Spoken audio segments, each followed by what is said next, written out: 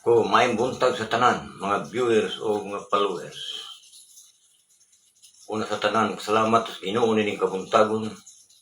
Lain ang pod ng panahon ayang gidugam sa atong pagtuon o pagpaminaw siya mga bugos na tambag kaniya sa balaang kasulatan. So ay paglangan, sumanga sa kong intro.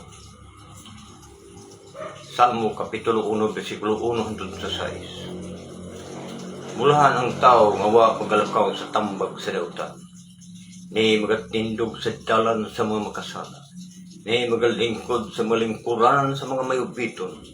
Kundili ang iyang kalipay nas kasuguan ni Jehova. O sa kasuguan niya, siya magapamalandong sa matag adlaw ug gabi. O siya may sama sa usa ka kahoy nga nagtanom sa daplin sa kasapaan sa tubig. Diin magadala siyang bunga sa hustong panahon. Kang kansang dahon dili malaya ug bisan unsa ang ginabuhat niya, siya kini magamauswagon. Dili ingon niini ang mga dautan, kun dili sama sa uhot nga ginapalid sa hangin.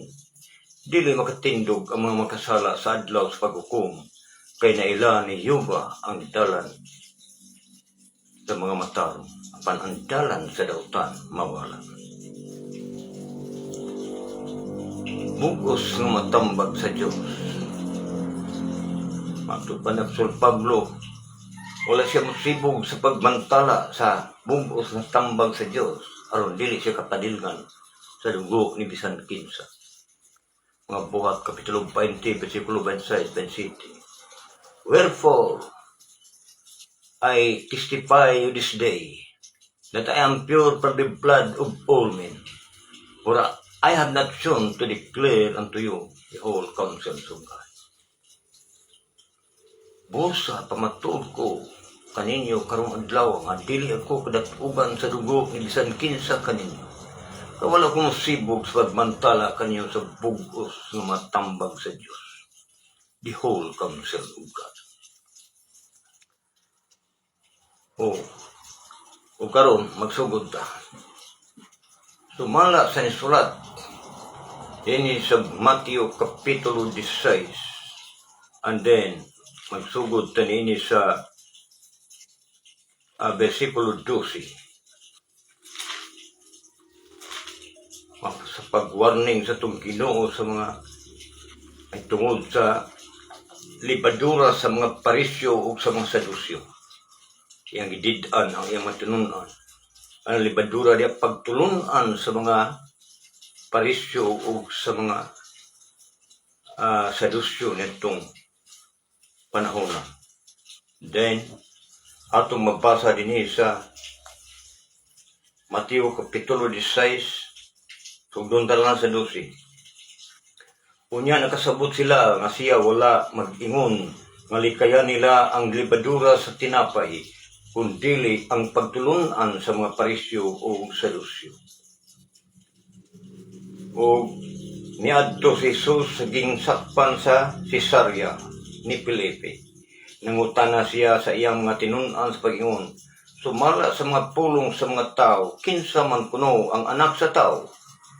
O sila na nag-ingon, ang uban nag-ingon si Juan nga Bautista, ang uban si Elias, ug ang uban si Jeremias, kung usa sa mga manalagna.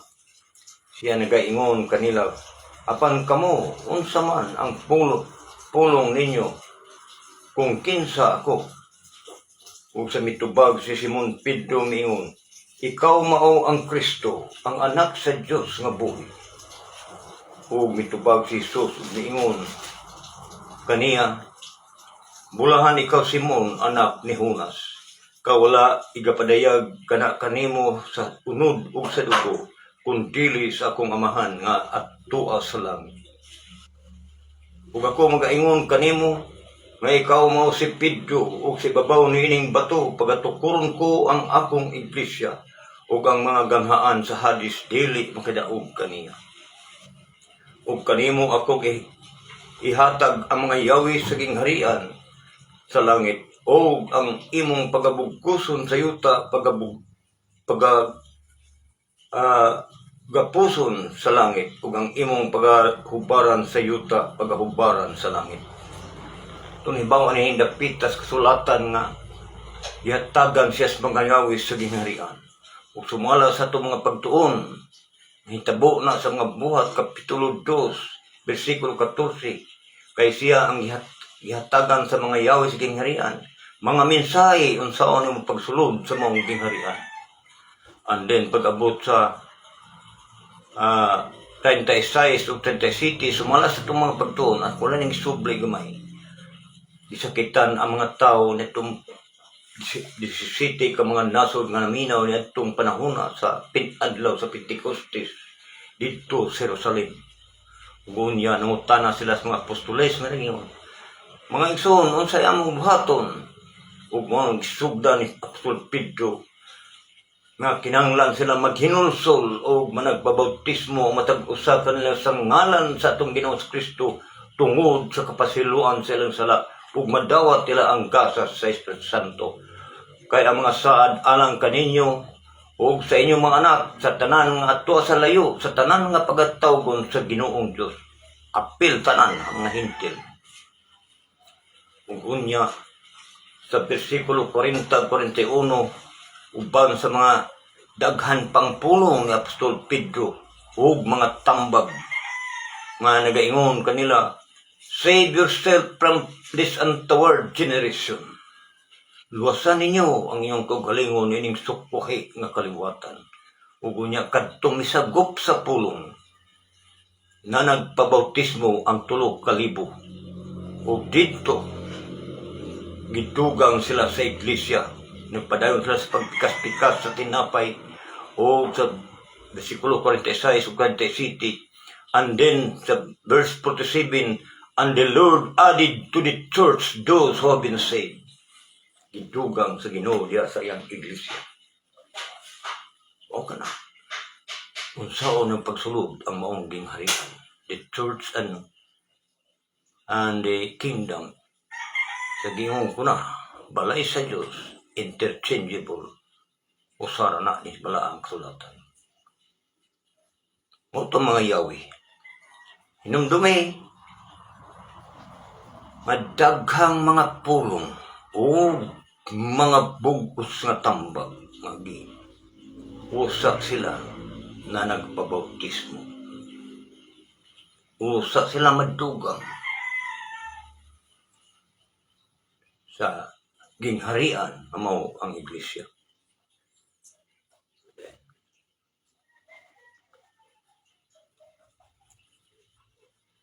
Sa mga buhat, Kapitulo 2, versikulo 40 hangtod 47, imo nang magbasa. Pansubok nga palandungon nga ginatuis kini sa uban nga mga denominasyon, labi na sa pundok sa reformisyon.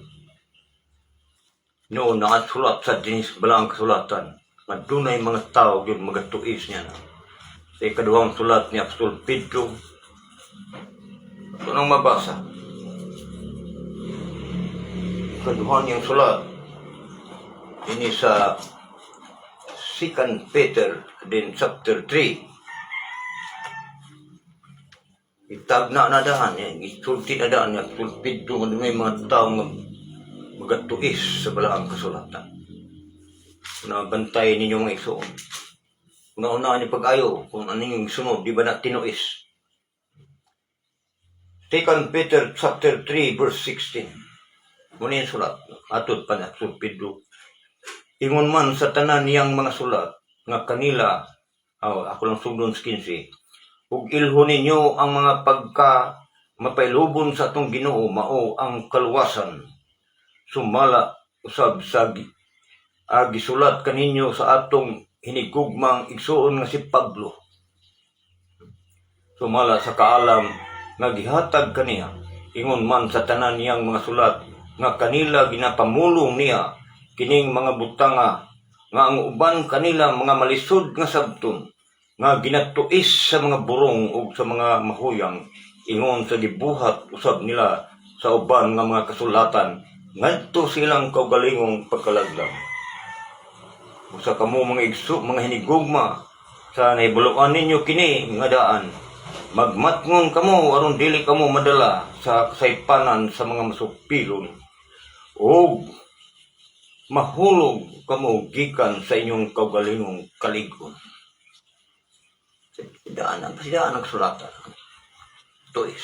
Yung sa pagtuis. Kung sa reformation nila yung makabasa ka dito sa kabisukulo lang. Iko karang mutuo ko no. Ano na Diyos, luwas ka. Contradict. Kapasa lang sila John 3:16, wakasabot. For God so loved the world that He gave His only begotten Son, so that whosoever believeth on Him should not perish, but have everlasting life. Igo ako sila mo-believe. Hangtod karon wa mausab ang paagi sa Dios o ang iyang plano sa kaluwasan sa tao. Wa mausab hangtod karon niya pala ang sulatan. Ang giingon dinhi, not by faith alone. Dili kay igo ra kang mutuo.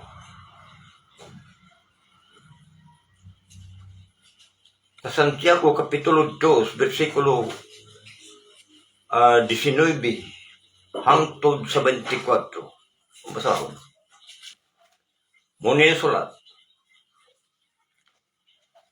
Ikaw magtuo nga ang Diyos usara,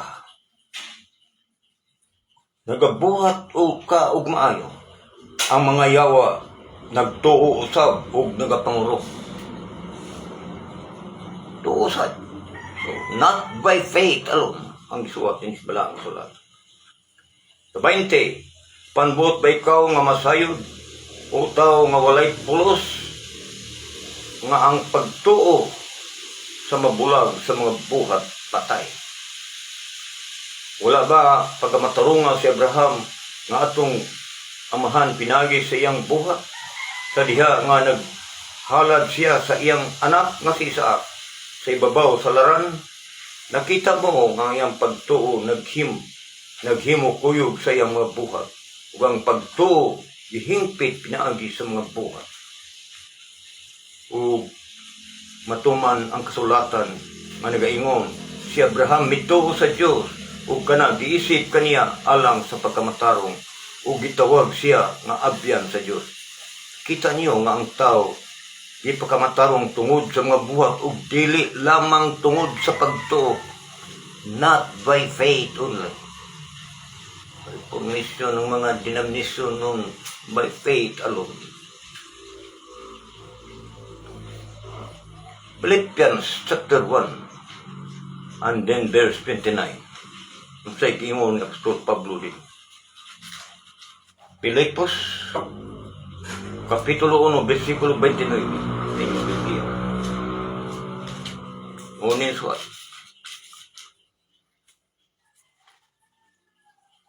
29. Ug kaninyo kini ginatugot tungod kang Kristo, dili lamang ang pagtuo kaniya, kundi usab ang pag-antos tungod kaniya. Diba? Not by faith only. And then, ito sa ikaduhang sulat ni Apostol Pedro sa Kapitulo 1, versikulo 3 na magsugod hangtod sa 15. Muna na sulat. Ikaduhan niyang sulat ni Apostol Pedro, hinumdumi nga mga yawi ni tiging harian sa langit. Tadayon ng harian. Maniyas yuta ug hangtod dito sa langit. Mato niya dinhi. Sa nakita nga ang iyang Diyos nun nga gahom, naghatag kanato sa tanang mga butang nga mitungod sa kinabuhi, o sa pagka-Diyos nun, pinagi sa pag-ila kaniya nga nagtawag kanato pinagi sa iyang himaya ug hingpit nga batasan. Nga tungod niya na, ihatag niya kanato ang iyang hamili ug dagko nga mga saad, aron nga pinaagi ni ini, magumalambit kamo sa kinaiya nga Diyos nun sa nalikayan ninyo ang pagkamadunuton nga anias kalibutan tungod sa kailigon. Oo, ug tungod niining maong hinungdan, idugang ninyo ang bug-os nga kakugi ang inyong pagtuo sangkapa sa hingpit nga batasan. Muna pasangkap sa pagtuo.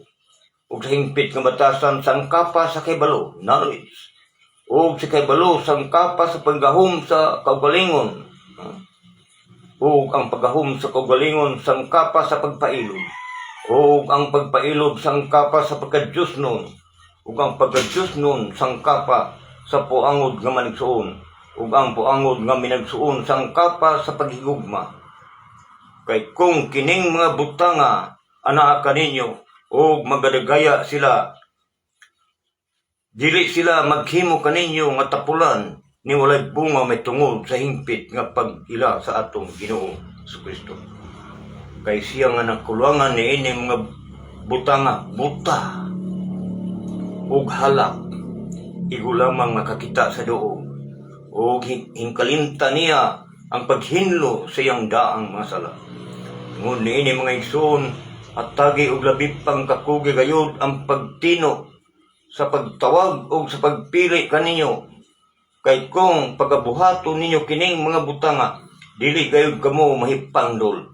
Kay niini nga pagkaagi, igahatag kaninyo sa kadato gayud ang pagsulod sa gingharian nga walay katapusan sa atong Ginoo ug manluluwas nga si Kristo.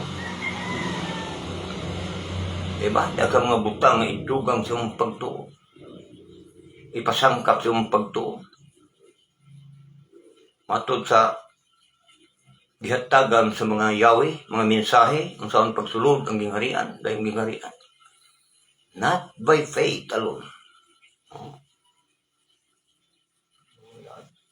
Kung iyon na stupid to. Padayon ta, busa ako mag-aandam sa kanunay sa pagpahinumdum kaninyo nining mga butanga. Bisan kini, nahibaluan na ninyo, o gipalig-on kamo sa kamatuoran, nga na kaninyo. O huna-huna ko ang mga matarong samtang aniak ako nining balong-balong. Ang pagpukaw kaninyo, pinagis pagpahinumdum kaninyo. Sa nahibaluan ko, nga sa madali, pagabiyaan ko kining akong balong-balong. Ingon sa gipaila kanako sa atong Ginoong Kristo. Oo, akong hatagan kini sa kakugi, aron sa human sa akong pagkamatay, makahimo kamo sa pagpahinumdum ni ining mga butanga sa matag panahon. Una authority sa mga preacher, pahinumdum sa mga butanga, gitudlo sa Espiritu Santo, sa mga Espiritu Santo sa mga apostoles. Wa mo sab ang pagit sa kaluwasan. Ang tao rin ang usab. Ang mapananglit sa kasuguan, giilisan sa Ginoo o bagong sugo. Ang Old Testament law of God through Moses, kay kini para raman sa mga children of Israel who come out from this slavery in the land of Egypt. Giilisan. Hebrehanon Kapitulo 7, versikulo 12. Ang pagkapare gilisan o ingon man ang kasuguan. Gikuha niya ang nauna. He take it away the first and then he established the second.